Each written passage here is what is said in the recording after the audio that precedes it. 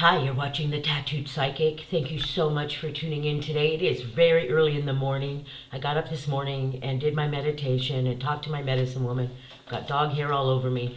But I wanted to tell you and share with you this experience I just had. We were talking about my pattern of choosing people who are unhealthy for me or abandon me or make me feel less than I'm worth, right? And this is in pertaining to healing the past relationships and figuring out why I attract those kind of people. And it was so fascinating to me because she said, well, this is your family's fault, really. Not necessarily blaming them, but saying this stems from your family. And so we ended up dissecting it, and she was blowing my mind because she was hitting everything that made sense finally. And so I hope this makes sense to you. But I have to tell you a little bit about myself so you understand where the core of a lot of our problems come from as human beings. It does come from our childhood and our family dynamic. And so I'm going to tell you briefly about my life and my childhood and all of that. My childhood was horrific. My mother's an alcoholic. I never knew my father. I never had family. Nobody ever saved me. I ended up going into foster homes where I was raped and beaten. I got to live with my grandmother for a short period of time because as a teenager, as I was placed in a foster homes at about 5, 6 years old, and I was shipped from home to home, never being attached, never having a relationship bonding, never having a mother hug me, never having anyone hold me when I cry. I have been on my own literally since the day I was born. I had the love of a grandmother that saved my life, and that was it. My grandmother loved me, and I know it. And she's probably the only human being I have ever felt that love from. I knew she loved me. And that kept me alive. But all the things that happened to me, I mean, my mother abandoned us in a house. I think it was over in Shoreline area. I can't remember, honestly, but it was North Seattle. And one day she left and just never came back. And we were put in foster homes. And I mean, every type of abuse you can imagine I went through. And not one person in my family came to save me. And that made me feel even worse. My grandmother did try, but she was an immigrant and she could barely speak English, and she was older and didn't have money, and they kept telling her, you can't have, she wanted to take me in. I finally did get to go with her, but by then I was so damaged, right? So damaged by all the abuse and no love and no nurturing that I was fucked up. That's the bottom line. And nobody could understand that in my family or anywhere because they didn't live my life. They weren't the ones being neglected, beaten, raped, and left for dead, just forgotten about, told what a piece of shit I was every day. I was told every day when I got to see my mom, she would tell me I was a piece of shit. No one would ever love me, right? I endured a lot of fucking abuse. And when I look back, I have been on my own since then, since I was probably 5 or 6 years old when my mother finally just abandoned us. And I have abandonment issues, not so much anymore because I've been working on those and I don't feel that way anymore. I'm actually so used to being alone that it's my bliss at this point. I love being alone. I love having someone else in my life. It would be too complicated for me. But that being said, got up this morning, and I have tried over the years to have a relationship with my family, but I'm the black sheep of the family. Nobody gives a fuck about me. Nobody ever has, and nobody ever will. And I've had to accept that, and it's hard. And I've tried to have relationships. I say, hey, you want to have dinner? I'd love to see your kids. I would love to hang out. I never hear anything back, so I gave up. It's very clear, and I see them going to family functions and all of that on Facebook, and I'm like, wow, I didn't get an invitation to that. So I think the message is clear. I got the message, but it just, it shows me that man, nobody really gives a fuck about me, and they wonder why I am like I am, why I isolate, why why I had the life I did is because I was so abused. And so how is an abused child supposed to grow up and act like a perfect citizen? That's not going to happen. That's just not going to happen. And I never committed any crimes. I never stole from my family. I never did anything to my family because I didn't get to hang out with them long enough to do anything in the first place, but I never would have anyway. And I'm not that kind of person. So for whatever reason, my genetic family DNA just decided that I was the outcast, and that was it. Nobody gave a fuck about me. And I think me and my brother Kim, he was adopted out, so I don't know where he is, but nobody gave a fuck about us. And yeah, that's how I grew up. And so my medicine woman and I were talking, and it's like, well, you know, and she's like, Faye, I mean, you grew up in this environment where nobody cared about you. Why wouldn't you attract people who didn't care about you? And it hit home, right? It hit home with me because it makes sense. This is why my life is the way it is today. It does stem from my childhood and the things I was taught about myself and the way people treat me. But here's the cool part about whatever my grandmother gave me, right? Because I give my grandmother the credit for my kindness and my soul and my self-love. Because that woman told me to be strong. She would say, Faya, be strong. She called me Faya. And she would say, you have to be strong. And that was just embedded in me at a young age, to just be fucking strong and get through this. And it's still, I tell myself that all the time. I've been on this massive healing trip for 40 some odd years. And I'm finally at an age and a spot where my life is, I can be freaking honest about it. And if people don't like it, I just don't care. Because you know what? I don't like how people have treated me for the past 50 years. I didn't like being, you know, abandoned by my own mother. My own mother never giving me love, never give a shit about me. I didn't like not knowing my father. I didn't like not having a family that loved me and nurtured me and invites me to fucking celebrations. I don't like any of that. But the truth of the matter is, that's my truth.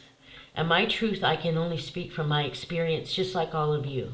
Your truth is your experience. And that is my experience, and that is my truth. Right? And it does upset me. Because it doesn't make me angry, right? What upsets me is I live in a world where they can watch a child be abused and do nothing. It makes no sense to me. I just don't understand that. I would never allow anyone in my family's child to be put in a foster home and be abused. I would never allow that. I would have them in my home before that happened. Or any of my friends or anybody, I would never allow any child to go into a foster home that was in my life. They would be with me, because I know what happens in foster homes. And so to me it comes to this, and I can't blame my family, you know. I can blame my mother and I guess some members of my family, but at the same time, you know, there's no blame to be put anywhere. That's just the situation that was. It really is. And I don't hate my family for it, but I have to get real about how I was treated. I can't sit here and sugarcoat everything and deny it, and how I'm still treated. And it does hurt, but at the same time, I've accepted so much in my life and so much of this abuse that it just makes me go, wow, no matter what I do and better my life and be a good person in my life, people around me just don't change. And that's a hard reality, that some people just don't change, and they don't see you change, and they don't give a fuck about you. That's a hard reality for anybody, I think, right? When people just don't care. And many people feel that way. I know there's people out there who are the black sheep of their family. I'm not the only one, right? I'm not the only one who's been sexually assaulted and abused and almost murdered and never had a mother and never had a father and don't know my siblings and don't know my nieces and nephews or cousins. And, you know, even though I try and it just doesn't work, because that's my family dynamic. That's who we are. We just don't connect. And that's a hard reality, right? But this world is full of hard realities. So this is a week of epiphanies for me as far as how we work as human beings, right? And so I want to tell you this brief story that happened to me. There's this, I try not to get too involved on the social media, but sometimes, I'm just at this point where I just have to say how it is, right? It's just, I just got to be truthful with life. And there's people out there who play victim, and it's a turnoff for me. Like, they can't adapt to using a debit card. This girl could not adapt to using a debit card, and she's whining and complaining that the world should cater to her because she only uses cash and she's always broke and she just can't afford a debit card or whatever. And I'm just like, my God, work, get a job. I work. Everyone has to work. Go to work. And if that doesn't pay you enough, you get a second job. That's what I do. I mean, you have to come up with solutions in your life. And she didn't like what I had to say. I said, well, that's the world today. You have to adapt to it. I mean, we have to adapt to things, right? Oh, Lord, she just couldn't. Oh. And I didn't even read what she commented back because it was such a victim. She's such a victim. And I just ended up blocking her. Isn't that funny? Because I was like, I just don't want this energy anymore. So I had this session with my medicine woman this morning because I was feeling all this angst. I was like, I'm so sick of people and their shittiness and this and that. And then I started seeing 777s, and that usually means that you've elevated to the next spiritual part of your journey, right? You've accomplished things. So I had to reach out to her and go, if I've accomplished this spiritual enlightenment, why do I feel this angst? And she said to me, because your spiritual enlightenment is knowing where this all came from, where it stemmed from. You finally figured it out. It wasn't you necessarily, it was your environment. And the only natural response for a child who grows up abused is to usually attract an abuser, or people who will lie to her or cheat on her or make her feel less than or him less than. And that is the pattern of abuse, right? And I hadn't figured that out yet. I didn't affiliate my poor choices in relationships with my childhood. I did once in a while, but not to this extent, to realize that's how my family treated me. And so why wouldn't I let the rest of the world treat me that way? When your own mother doesn't love you, it's intense. It's really intense. And you always want that love. I always wanted my mother's love because she loves my sister. Oh, her and my sister are tight. They always have been. She always helped my sister out. She helped me out once in life after my daughter was born. And that was the only time, and then she disappeared again, right? Because apparently I'm just an awful human being. But I just, when you grow up like that and you have to fend for yourself at a very young age because you're not getting that love and nurturing from absolutely anyone, it's difficult, man. It's difficult to stay a loving person. But here's what I found. It was more difficult for me to live as a victim than it was for me to live as a warrior. To live as a warrior is tough, man, because you got to face the truth. And it sucks sometimes, man. It sucks hard. But you know what? Being a victim is just, it destroys you. You'll never figure it out. And you have to adapt to the new world. God knows I do. I don't like making videos, but this is the new world. This is what we have to do. You know what I mean? And so I just had all these epiphanies today, and I don't blame my family. I'm not mad at my family. I wish my family the best. Who knows if we'll ever see each other again, but I hope they have a blessed life and their children grow up to be fucking outstanding citizens, because I know they will be, because they're beautiful. And so if that's how it is, and I just watch them grow up through, or see my family through Facebook pictures, that's fine with me. I don't care anymore. You know what I mean? This is just how it is. And I have learned in my life as a warrior that you do have to accept things how they are, and you do have to accept how people treat you. You don't have to put up with it. You don't have to take it on as a burden or feel like a victim, but you have to be smart enough and intelligent enough and aware enough that this is just the world we live in. It has nothing to do with you. You're not a bad person. I'm not a bad person. I'm not a horrible person. In all of the things I have survived, I'm proud of myself that I still want to love and help people and give love and to to hug someone that never had a mother hug them. I would love to do that. When I did my live show, I had people that would come to my show just so I would hug them. Right? I'm a curvy girl, man. I got some cushion on here for y'all. I got big old bosoms and rest your head right on here, man, if you need to. I don't mind. Because that's why we're here. To give love. And for whatever reason, that has been put in my mind and my spirit. And I was always told that by spirit when I was a little girl, that this would all make sense one day. Because I used to pray to God, you guys, this is a true story. I used to pray to God at 5 and 6 years old, I think even younger, even though there was no God in my house, right? My mother was not taking us to church. My spirit, my soul, my mind, I don't know what, my heart knew there was a bigger force. And I used to pray to God to kill me at that young age. I tried to kill myself when I was 10 on my 10th birthday by hanging myself with a purse. Listen to me. When I look back, I laugh about it, but not really. It's not funny for a 10-year-old to want to kill herself. But that shows you how horrible my life was. And I used to pray to God at night, please, please stop punishing me. Because I felt that I was such a horrible person in a past life. I even knew about past lives. I thought I was such a horrible person that God sent me on this planet to be punished. I believe that. And Spirit has taught me through the years that yes, this is definitely a part of hell. We live in hell, trust me.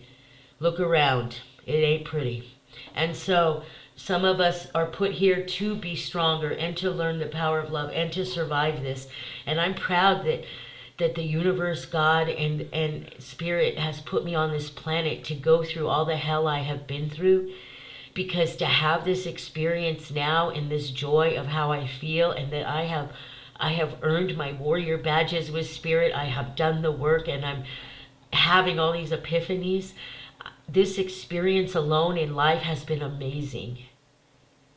The lack of love I had as a child, but the ability I have to love is so fucking extreme. That's beautiful. That's a beautiful fucking journey. So instead of looking at your life and as a victim, know that it was hard if you were abused. You can talk about it, right? Tell people about it and say, man, I had a hard fucking life, but I'm really proud of myself because I still love. If you can do that, you're a warrior. And you're going to have bad days. God knows I do. God knows I do. Sometimes I just go, man, nobody really gives a fuck about me. I could die in my apartment and nobody would probably know for days. And that's sad, right? But not really. I'm like, but at least I can die knowing I love myself and knowing that I gave the best shot in this world. To me, that's a good feeling. I can die tomorrow knowing I have survived hell and still was able to love. Fuck yeah! So, if you're going through some shit, just know that it will end. And that you will have epiphanies if you allow yourself. Get yourself a medicine woman, get yourself a counselor, whatever you need to heal. And talk about these things when you have these feelings. And when you have these epiphanies, you need someone to explain them to you so you can grow and understand why you are the way you are. To me, my whole life journey has been to survive. My life path has been, I was put here to survive hell and still be able to love and give love to people that are surviving hell. I'm here to help y'all, right? I'm here to help y'all get through this life. And I'm proud of that. And if you need me, I'm here. And reach out, talk about your life. It's okay to get a little upset about it. You should be angry that people abused you. Before I would just hide it all, right? I just never talked about it, never dealt with my childhood. And this past 9 months, I've been doing the cellular work and the subconscious work, energy work, and it makes you look at those things. And I realized, man, shame on those people for abusing me. Shame on you. And I'll tell you a quick story, then I'm going to end this particular podcast. The man who raped me and molested me when I was a little girl, as years went by, I was at a Kmart. My son was just born, so this was about 35 years ago. And I was at a Kmart there on Aurora Avenue in Seattle. It's gone now. But it was Christmas time. And I ran into him and his wife, the two people who abused me severely. And he had a voice box in his throat. And I didn't even know what to say. I couldn't even really look at him. And it's such a vague memory, but the most powerful part of that memory, when I walked out of that store, because I just felt sheer panic when I looked at him, like disgust, you piece of shit, right? But when I walked out of that store, a voice came to me and said, "We took away his voice because no one heard you scream." That seriously happened. My spirit guide told me that. So that made me realize that he was going to be punished for what he did. And I know he's in hell, the real hell. And that's what happens when you hurt people intentionally and you destroy someone's childhood and their soul and you hurt them intentionally. You will be paying the price for that. And I know that, so I try to extra love. You know what I mean? Like when I die, I want to go to the straight VIP gates, baby. I am not going to be doing what some of these people have to do because I want to be a great person and leave the world in a positive light, not in a negative. You feel me? Because what people feel and think about you matters too. And even though my blood family isn't really there, I created my own family. And I was taken in as a teenager by gay men who taught me to be who I am today, who taught me to be courageous, who taught me to be fearless, who taught me to act crazy when people want to fight me so they leave me alone. They taught me to get off my meds that the doctors were prescribing me because I was just so fucked up. And they taught me to deal with my shit, you know. They taught me how beautiful I am. I remember David Patterson found me panhandling on the street and in front of Hillcrest on Capitol Hill, and he said, "Girl, you are way too pretty for this, and you come with me." And that was the journey with my beautiful gay family. And unfortunately, like 99% of them got AIDS and passed away very quickly. I lost my entire family very fast. And so I've had a lot of loss in my life. But I've also had a lot of beautiful things in my life. And so have you. So let's focus on the good things and know the bad things exist. And know that sometimes you got to create your own family. And sometimes that's just the way our life is. Some people have a beautiful connection with family and have great parents. And some people don't. And that's just how it is. Right? Some people have extended family that love them and will take them in. Some people don't. That's just fucking life, man.